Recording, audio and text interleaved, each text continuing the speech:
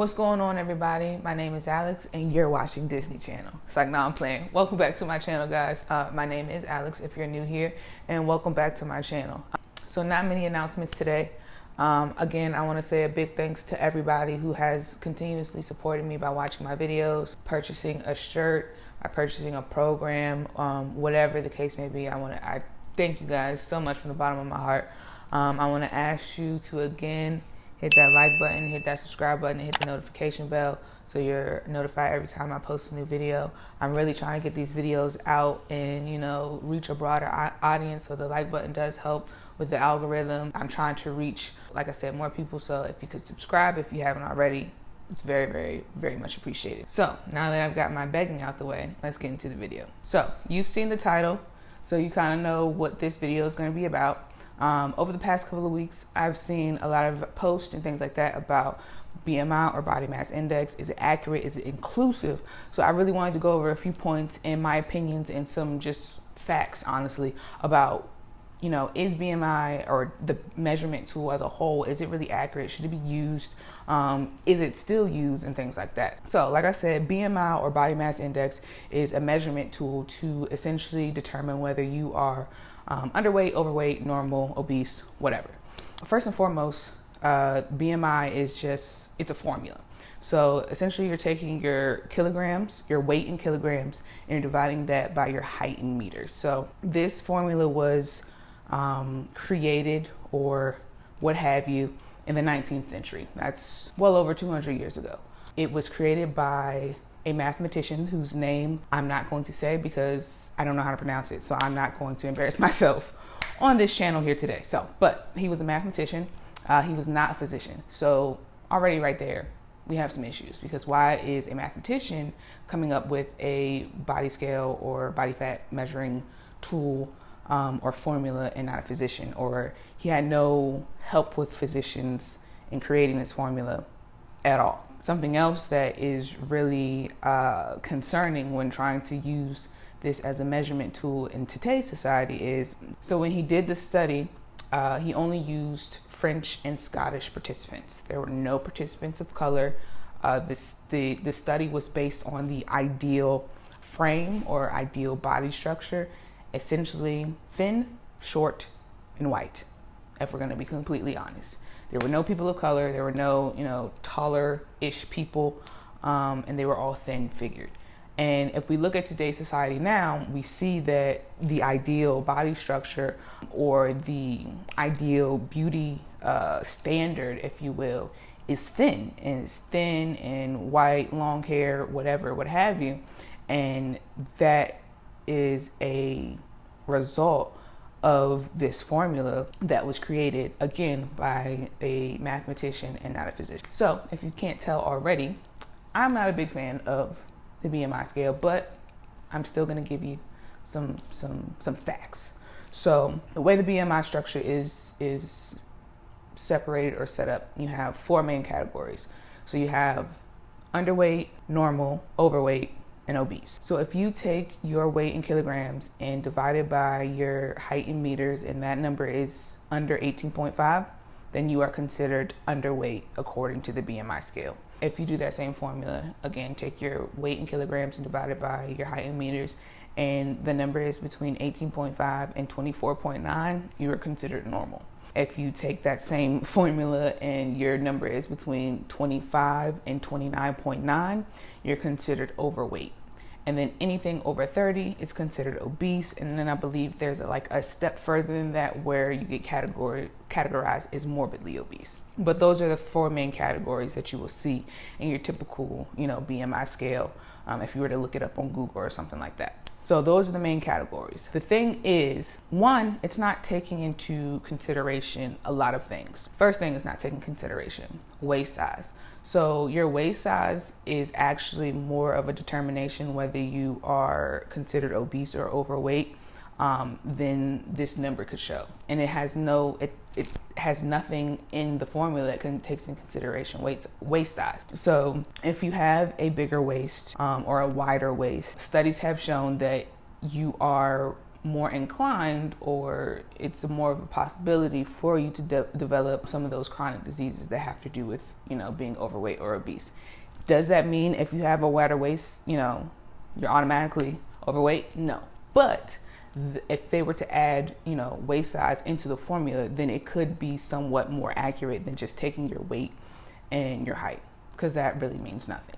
It also does not take into consideration muscle mass. Now, if you have let's just, for example, take a 5'6" powerlifter. Powerlifters are naturally big for the most part. You have some that are able to still stay in a small stature, but 9 times out of 10, if you have a powerlifter, they're going to be bigger because, and when I say bigger, they're going to, have a lot of muscle mass because they're lifting a lot of weight. So when you're lifting a lot of weight, you're building strength. When you build strength, inevitably you're going to build muscle mass. That's just how the body works. So let's say you have a 5'6" powerlifter or bodybuilder. They are also someone who intentionally tries to build on muscle because that's just the nature of their sport. Again, neither here nor there, whether it's a powerlifter or bodybuilder. Either way, 5'6", you have someone that is 5'6" that weighs 180 pounds. If you have someone that is 5'6" and weighs 180 pounds, but the majority of that weight is muscle mass, we're gonna do some calculations real quick. So if you have an 180 pound person, that's about 2.2, you divide that by 2.2 to get it in kilograms. And so that's about 81.8. In meters, let's see how many meters, if you're 5'6" in meters. So that's 1.67 meters. So we'll divide 81.8 by 1.67. So that's 48. That is the number you get. 48. And keep in mind, if that number is anything over 30, you're considered morbidly obese. Let's take me, for example. Right now, I am 5 feet and 9.5 inches. 0.79, 45. So my goal weight is to be 175, 180 pounds. If I were to do the BMI, not taking into consideration muscle mass, and again, I'm trying to gain that weight in muscle mass, my number would be 45. So I would be considered morbidly obese when I would not be. So you could take that as you will. It also doesn't take into consideration race, bone density, genetics. Some people are just naturally thicker. That doesn't mean that they're not healthy. That doesn't mean that, they're overweight. Some people are just naturally thicker than others. You just have a little bit more meat on your bones, and that is okay. It doesn't take in consideration diet. You could have somebody that weighs 250 pounds, and you could have somebody that weighs 130 pounds, and the 250 pound person eats so much better, eats, 3 square meals a day with 2 snacks, drinks a gallon of water, eats fruits and vegetables, doesn't smoke, doesn't drink, perfectly healthy. And you can have a 130-year-old drinks, smokes, eats fast food for 2 or 3 meals out of the day. They don't eat vegetables. They barely eat fruit. And if you were to look at them, you would think, oh, they're healthy. But no, their health sucks, okay? And you would look at the 250 pound person and be like, oh, they're not healthy, when they are.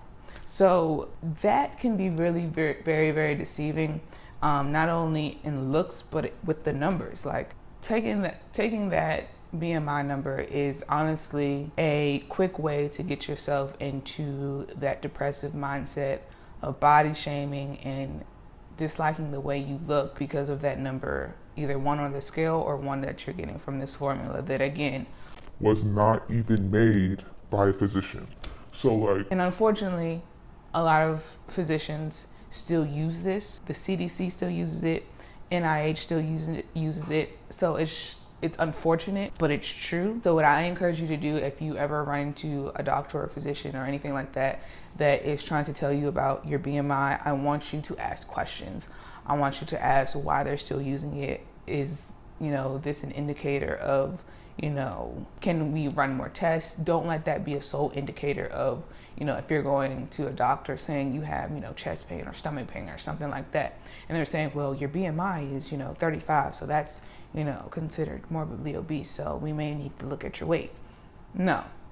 Ask questions. Make sure that when you're going to the doctor for a problem, they're not just putting it based on your weight. Make sure they get other test runs that have nothing to do with your weight, because at the end of the day, the BMI formula sucks. It's stupid.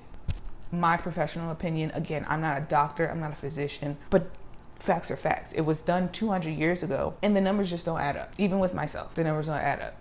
When I gain the weight that I want to, when I get to my goal weight, according to BMI, I will be morbidly obese. So take that as you will. Make sure it's not all, I really want people to understand it's really not how you look, but it's how you feel.